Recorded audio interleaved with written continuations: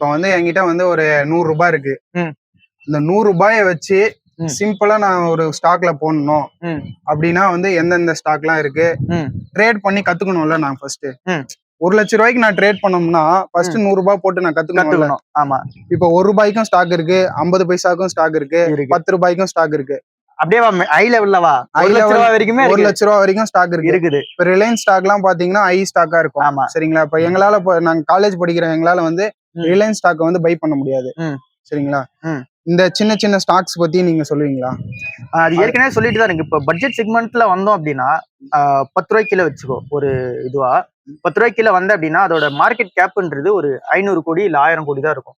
Market gap அப்படின்னா அந்த கம்பெனியோட ஒட்டுமொத்தமான வேல்யூ. ஒட்டுமொத்தமா அந்த கம்பெனி இது வரைக்கும் பிசினஸ் பண்றது, அதோட ப்ராஃபிட் கிஃபிட் அண்ட் தென் அது எதனா மிஷினரி கம்பெனியா இருந்துச்சுன்னா அதோட எக்யூப்மெண்ட் இந்த மாதிரி நீ எது கணக்கு பண்ணி வந்தாலும் ஒட்டுமொத்தம் 1000 கோடி இருக்குன்னு வச்சுக்க. அந்த கம்பெனி எல்லாமே பென்னி ஸ்டாக்ஸ் மாதிரி ஒரு கன்சிடரேஷன் இருக்கும். ஒரு 5000 கோடி மார்க்கெட் கேப் கீழே இருக்குது எல்லாமே. அந்த கம்பெனில என்ன ஒரு பிரச்சனை அப்படின்னா நாளைக்கு அந்த கம்பெனி வந்து ஒரு சின்ன கம்பெனி. இப்ப நீ தான் அந்த கம்பெனியோட ஓனர்னு வச்சுக்கோ. நீ வந்து இங்க திருவண்ணாமலை இருக்க. எக்ஸாம்பிளுக்கு சொல்றேன் புரியுற உங்களுக்கு. திருவண்ணாமலை இருக்க உன்னோட ஷேர் வந்து ஒரு 2 ரூபாய்க்கு ட்ரேட் ஆயிட்டு இருக்கு. உங்ககிட்ட தான் 70% ஆஃப் அந்த ஷேர் வந்து இருக்கு. உன்னோட ஹோல்டிங் 100 ஷேர் வந்துட்டு மார்க்கெட்ல ட்ரேட் ஆகுது அப்படின்னா கோடிக்கணக்கில் ட்ரேட் ஆகும். 100 ஷேர் நம்ம வந்து கனெக்ட் பண்ணி வச்சுக்கலாம். அந்த 100 ஷேர் ட்ரேட் ஆகுது அப்படின்னா அதுல 70% அந்த ஷேர் உங்ககிட்ட இருக்கும். 70 ஷேர் உங்ககிட்ட தான் இருக்கும். நீ நாளைக்கு வித்துட்டு போயிட்ட அப்படின்னா 70 ஷேரையும் நீ வித்துட்டு போயிட்ட அப்படின்னா அந்த ஷேர் வந்து இப்போ 10 ரூபாய்க்கு இருக்குன்னு வச்சுக்கலாம். 10 ரூபாய்னே வச்சுக்கலாம். சிம்பிள் டைம் 10 ரூபாயில இருக்குது.